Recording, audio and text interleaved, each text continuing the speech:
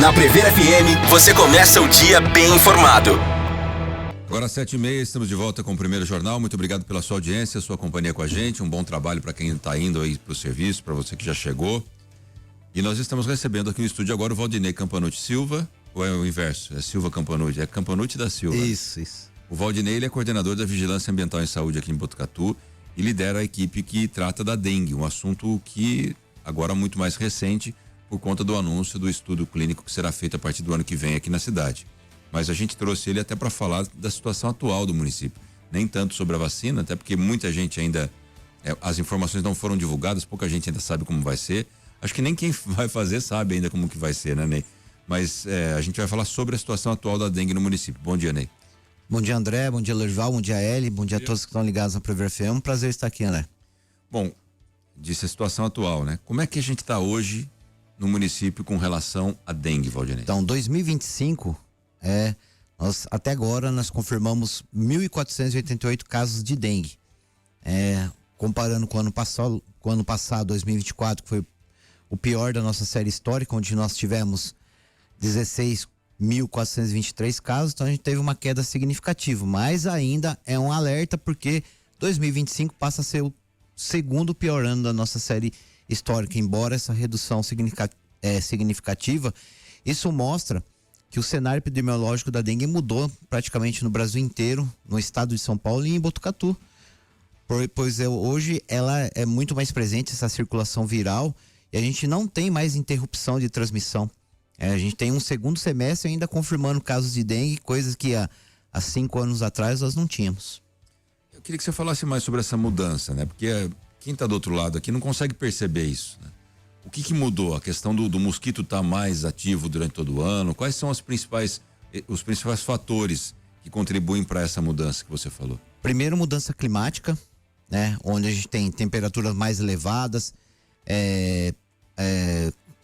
índices pluviométricos maiores, e isso tudo favorece a proliferação do mosquito, a urbanização.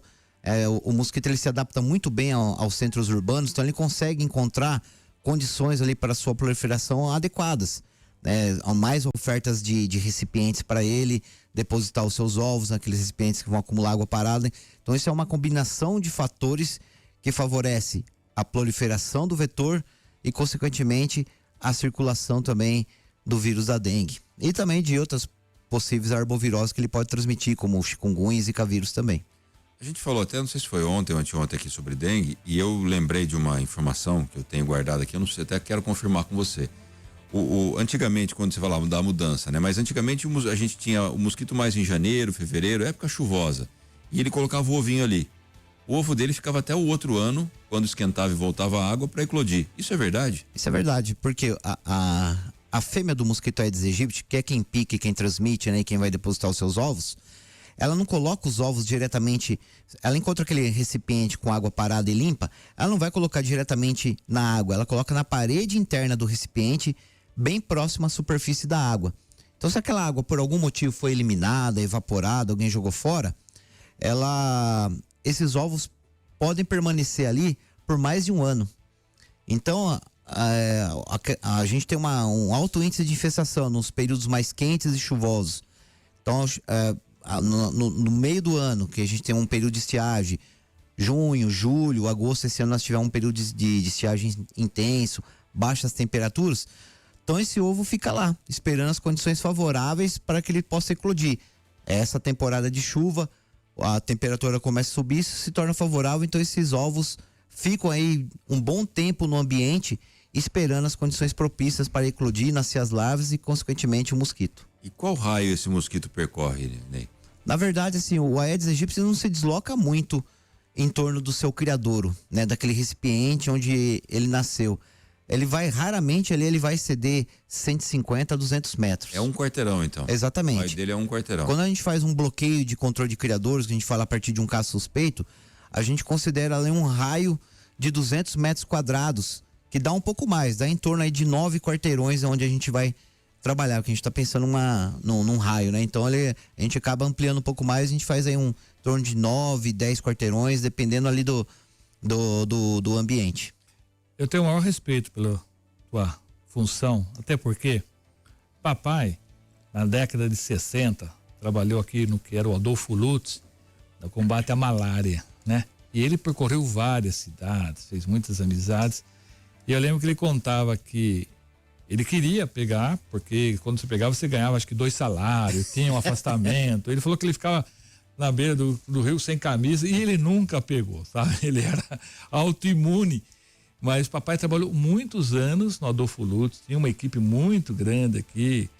Papai trabalhou acho que 20 anos no Adolfo Lutz, né? Que chamava Adolfo Lutz, aqui na Avenida Santana, né? Onde hoje ali é o SAMU, aquele prédio todo. Postão agora? Espaço Saúde. E tinha uma equipe muito grande ali, todos já se adiantaram de nós. Mas eu lembro, papai, eu ia com ele lá visitar. Eu lembro que a gente vinha aqui no Lajeado buscar coelho, porque ali eles faziam experiências com coelho. Inclusive em casa tinha muita pele de coelho, porque quando matava, papai tirava as peles, levava, tinha um saco de pele de coelho lá. Enfim, eu tenho boas lembranças da época que papai trabalhou no combate, e aquela época era mais difícil ainda, porque eram menos recursos, menos conhecimento, mas ele percorreu todas as cidades da região no combate ao mosquito naquela época. Quer dizer, o combate a mosquito é coisa de 50 anos, 60 anos, né? Sim, já o Aedes aegypti, na época que ele, a principal arbovirose que era transmitida por ele na época lá nos anos 40, que era a febre amarela, ele já chegou a ser considerado erradicado do Brasil. Mas aí O mosquito? O mosquito, ele já chegou a ser considerado erradicado. Mas em meados dos anos 70 ali, começo dos anos 80, ele já começou a aparecer de novo com a transmissão da dengue e foi se expandindo aí por todo o estado de São Paulo, né? A primeira equipe de combate à dengue de Botucatu foi criada ali em 1987, quando já tinha presença do mosquito aqui também. Tinha a ver com a SUSEM ou não? A SUSEM era alguma coisa de... Sim, a SUSEM era a Superintendência de Controle de Endemias, era um órgão do estado que fazia o controle da malária, não, da dengue, febre amarela, entre outras doenças. Mas ela foi extinta em 2022 para 2023, ela foi extinta e os pesquisadores, os servidores da SUSEM, ou foram para o Instituto Pasteur ou se juntaram lá com o pessoal dos grupos de vigilância epidemiológica do estado. Mas continuam as pesquisas, todos os trabalhos. É que a SUSEM não existe mais. E o Adolfo Lutz é o nosso laboratório de referência, seja para exames da dengue, da leishmaniose, enfim. Ele continua sendo o nosso laboratório de referência. E eu tô na Secretaria de Saúde desde 2000, né? Agora em janeiro vai fazer 26 anos. E eu nunca tinha pegado dengue. Peguei dengue a primeira vez no ano passado. E eu não queria ter pego, não. E aqui até eu não recomendo, foi horrível. Meu pior inimigo. Até o ano passado, essa é a dúvida, viu, Ney? Porque esse ano, com 1.488, vamos fechar aí perto de 1.500 casos. Sim. É um pouquinho mais alto, mas é a média, né? Se a gente pegar a média histórica, mais ou menos fica nisso aí, cai um pouco, chega mais perto. Mas 16 mil casos. O que você avalia? O que as equipes entenderam? Por que a gente explodiu tanto nos casos em 2024? Então, na verdade, a gente estava sofrendo a pressão do que vinha acontecendo no estado, né? 2023 já foi um ano importante para dengue no estado de São Paulo, mas 2024 bateu todos os recordes, né? Foi mais de 2 milhões, foi 2.164 mil e uns quebrados de casos aí no estado de São Paulo, mais de 2.200 óbitos. Então, Botucatu sofreu essa pressão. Quantos óbitos? 2.200. Só no estado de São Paulo? Só no estado de São Paulo. É muita gente. Viu? Em Botucatu, nós tivemos 16.423 casos e 12 óbitos por dengue. Olha, esse número é mais que o dobro do que morre em Botucatu no ano inteiro. Né? É muita gente. Sim. É muita gente. E na verdade, né? É uma morte absolutamente evitável, né? Evitável. Não é uma coisa, você vai ter... Olha, muito provavelmente eu vou ter, sei lá, câncer de próstata, que é normal no homem, eu vou ter alguma coisa, porque faz parte da genética, faz parte do envelhecimento, você vai ter problema do coração. Agora, morrer de dengue, nego, dá para evitar. Exatamente. Se a gente tornar um ambiente impróprio à proliferação do mosquito... conseguisse participar de uma campanha dessa, nem vacinação ia precisar, né? Exatamente. Mas depois a gente pode até tocar um pouco nesse assunto, mas 2024 Nós já recebíamos ali alguns alertas no começo do segundo semestre de 2023, a Organização Mundial de Saúde, o Ministério da Saúde, que 2024 seria um ano difícil por conta do fenômeno El Niño. Então, todos os países que estavam sendo afetados pelo esse fenômeno El Niño iam ter problema com doenças transmitidas por vetores, porque as temperaturas estariam mais elevadas, mais chuva, e isso ia favorecer a proliferação desses vetores, consequentemente a circulação dos vírus transmitidos por eles. Então a gente já teve um cenário totalmente fora da curva no segundo semestre de 2023, quando a gente começou com uma curva ascendente nunca vista antes. Você já sabia que ia ter. Com transmissão. Então foi quando lá no final de novembro, começo de dezembro, sentamos com o prefeito Pardini, criamos uma sala de situação, mostrando todos os números para ele. Falei, prefeito, 2024 vai ser o pior ano da nossa história. E era algo que incomodava muito ele, a dengue, né? Exatamente. Então nós tínhamos... O Pardini sempre foi muito atento a essa questão de saúde. Sim, né? Olha, o Pardini ele quase que virou médico, meu. Você precisava de um problema, você ligava o Pardini, ele já sabia o que você tinha. Ele dava o diagnóstico. Ele tinha assim ele se interessava, feeling. ele pesquisava, ele estudava. Você olha do Pardini, vai em tal médico, ele já sabia, ele era um orientador. E né? o prefeito Interessante. e o Pardini, ele assim, sempre respeitando a parte técnica. Sim. Então, assim, então a gente conversava muito, estruturamos sala de situação, ouviu bastante o professor Carlos Magno Fortaleza também, então a gente criou. Então, a partir do momento que a gente faz uma projeção de um ano ruim, a gente tem que articular não só a equipe de controle vetor que vai ser a campo, mas assistência ao paciente, então as unidades de saúde, conversamos bastante também com a rede privada, enfim, para todo mundo estar muito bem articulado e estruturado, porque isso acaba, se não tiver toda essa estrutura, você vai colapsar o sistema de saúde, porque é muito mais, em pouco tempo, pessoas procurando as unidades de saúde. Você tem lá outras doenças, né? Você tem doenças crônicas, outras doenças que precisam ser atendidas também.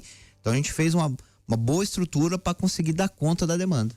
Só um detalhe, Lorival, que esse número que a gente trouxe, 16 mil, que é assustador, né, para o ano de 2024, com relação a 12 mortes. Eu acho que foi um número, é claro, para quem perdeu um ente por conta da dengue, a dor é imensa, mas se a gente avaliar com relação à explosão de casos e o número de mortes, na sua avaliação, isso ficou dentro do esperado, foi um número baixo, e aqui, o que você acredita a esse número não tão elevado de mortes? Na verdade, a letalidade, se a gente for ver, dá 16 mil, dá 0,073, alguma coisa assim, é uma letalidade baixa. Mas assim, a gente nunca espera óbito por dengue. Como a gente falou, é evitável, poxa, é um mosquito que a gente pode estar evitando. Mas assim, o que acontece? Botucatu, a gente tinha, desde 2015, o que predominou circulando no município foi o sorotipo 1, perdendo. A dengue tem 4 sorotipos, né? 1, 2, 3 e 4. E desde 2015 o que vem predominando é o sorotipo 1. Quando a gente tem uma introdução de um segundo sorotipo, é que a coisa complica um pouco mais, porque daí as pessoas podem pegar dengue pela segunda vez, às vezes terceira vez, e sempre uma segunda infecção por dengue, ela tende a ser mais grave, é onde que aumenta os números de óbitos. A gente vê, por exemplo, Bauru, que em 2023 tivemos a mais de 40 óbitos por dengue, Sorocaba 40? Esse ano, exatamente, porque pessoas estão se infectando mais de uma vez. Então uma segunda infecção ela acaba sendo mais grave. Botucatu não passou por essa situação, mas o que a gente sempre espera? Um óbito para cada 1.200, 1.500 casos de dengue. Uma dúvida minha. Por que tem água parada na zona urbana e na zona rural? Por que na zona rural quase não tem o mosquito? Por conta por conta da concentração de pessoas. Porque o mosquito Aedes aegypti, ele precisa de gente? Ele tem preferência pelo sangue humano para maturar os seus ovos, a fêmea. Então, onde tem maior concentração de pessoas é onde a gente vai ter maior incidência do mosquito. As condições favoráveis. Então, assim, é dificilmente... Ele gosta de gente, então. Exatamente. Aonde vai ter circulação de pessoas, aonde é lógico que na área rural tem uma concorrência natural ali com outras espécies. Ele não pica a vaca? Ele pode até picar um animal. Tem mais boi nesse ele vai picar. O Aedes, ele pode picar o gato, pode picar o cachorro, galinha, enfim, mas ele tem gosta de essa preferência pelo sangue humano. Por isso que na área urbana ele não tem um deslocamento muito grande. Porque ele vai estar ali, na minha casa, na casa do vizinho, na casa do fundo. Então ele vai evitar esses deslocamentos maiores. A gente vai para o intervalo agora e na sequência a gente vai falar um pouquinho sobre a ação humana contra o mosquito, né? E eu me lembro, antes de ir para o intervalo, eu vou deixar aqui a frase. Eu estava em casa um dia e recebi a visita dos agentes da vigilância. Eles estavam percorriam bastante ali. E um dia entrou um rapaz, acho que ele era até estudante e acho que trabalhava também na vigilância, e batendo um papo com ele falou assim: André, quando depender da coletividade humana, a grande chance de dar errado. Aquela frase me marcou, porque isso é real. Representa a luta do ser humano contra o mosquito, que depende não só do Ney, não só do Lorival, da Ellen ou de mim, mas de toda a coletividade. E infelizmente a gente perde essa luta todo ano. Então depois do intervalo a gente vai entender por que a gente perde a luta pro mosquito da dengue. Até já. 7h49, voltamos com o primeiro jornal, hoje conversando com o Valdinei Campanucci da Silva, que é coordenador da Vigilância Ambiental e Saúde aqui de Botucatu, para falar sobre a dengue, não sobre a vacinação, que será no segundo momento, né, mas enquanto a vacinação não vem, e até depois que venha, nós teremos, entrevistei inclusive a Fernanda Boulos, que é do Instituto Butantan, e ela me disse o seguinte: teremos que continuar com as ações contra o mosquito. A vacina não é suficiente para erradicar a doença. Então aí eu pergunto, Ney, por que a gente não consegue erradicar esse mosquitinho da nossa casa? Por conta dessa capacidade de adaptação que o Aedes aegypti tem. Ele é um mosquito muito bem urbanizado, ele tá, diferente do que a gente pensa, ele tá no intradomicílio, tá se aproveitando de recipientes existentes dentro do nosso lar. É o pratinho de planta que fica com água acumulada, é o bebedouro de animal que não é lavado aí semanalmente, é o ralo que tá com acúmulo de água, é a calha que tá com mau escoamento, que favorece a sua proliferação, é aquele recipiente que vai ser utilizado em algum momento, mas que está mal armazenado, acumulando água da chuva.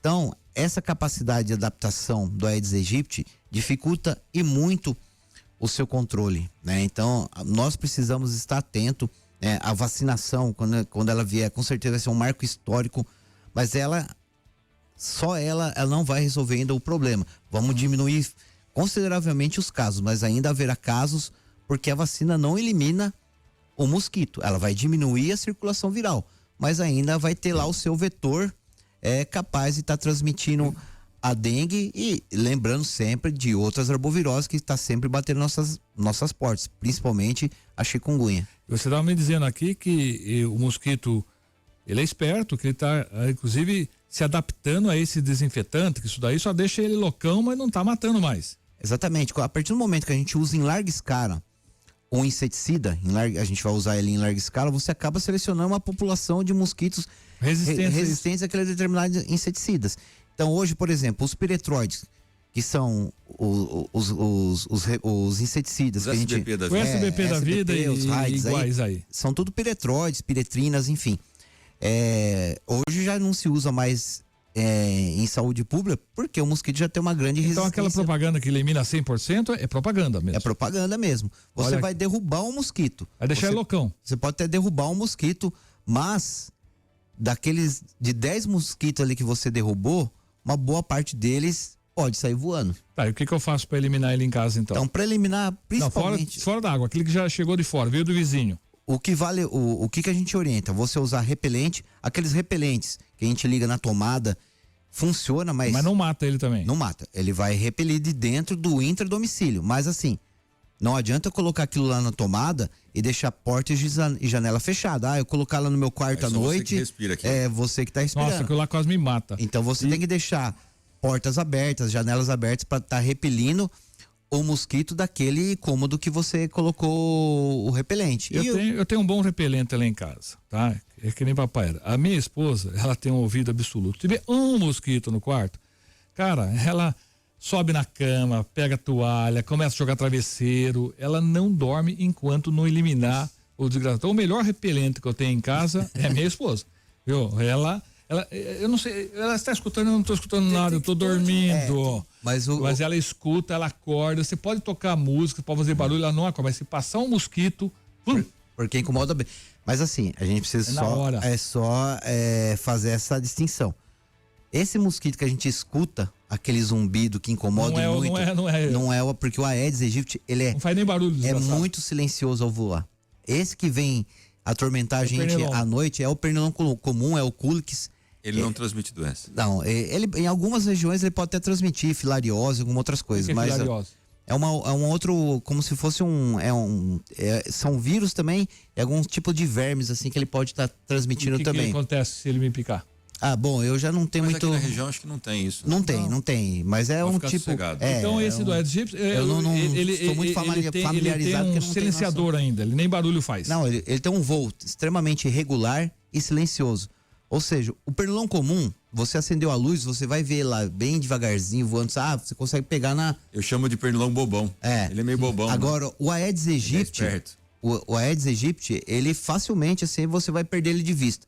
De repente ele tá aqui, a hora que você olhou, porque ele tem um voo diferente. Daí você vou, cadê onde foi esse Como que é o mosquito? voo dele?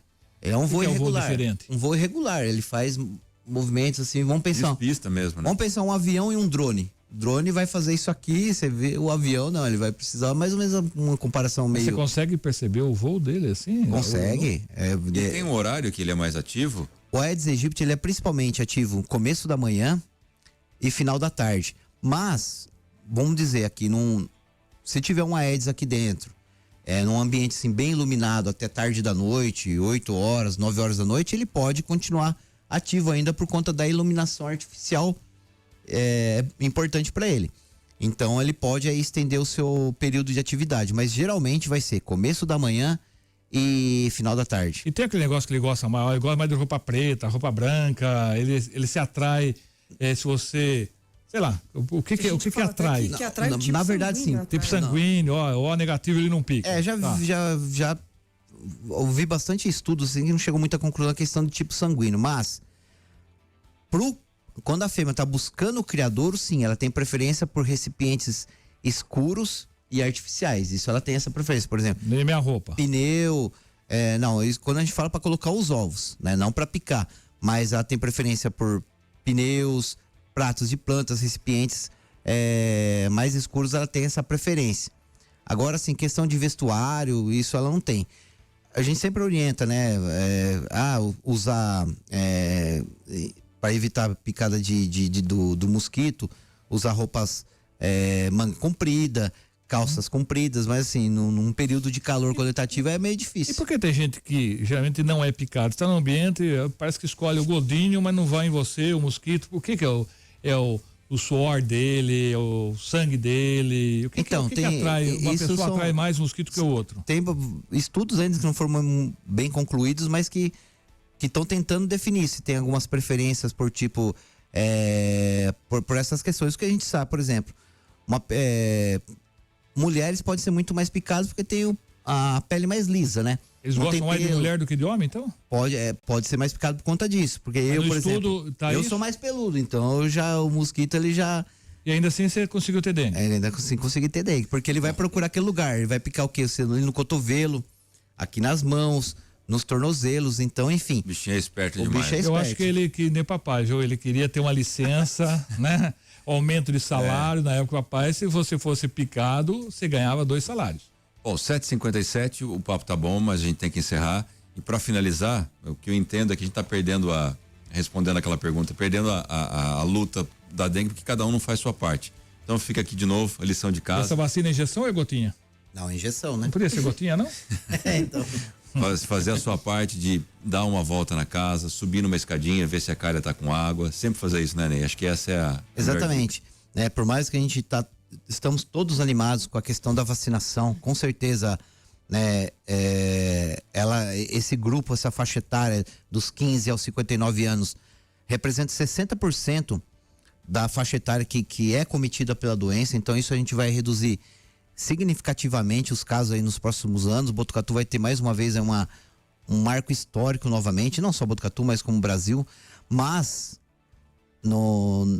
de momento a gente não pode de forma alguma deixar de combater o mosquito Aedes aegypti, porque a vacina ela vai eliminar, ela não vai eliminar o mosquito, pode diminuir a circulação viral, mas o mosquito ainda vai continuar existindo e ele pode estar transmitindo a doença. Então é importante a gente combinar a vacinação e a eliminação das condições favoráveis à proliferação de mosquitos. Muito obrigado, Valdinei Campanucci. Sempre que precisar, pode usar aqui os microfones da Prever FM para trazer informações, divulgar e conclamar a população para a luta contra a dengue, tá bom? Eu quem agradeço, um bom dia a todos. Você ouviu Primeiro Jornal Previr FM.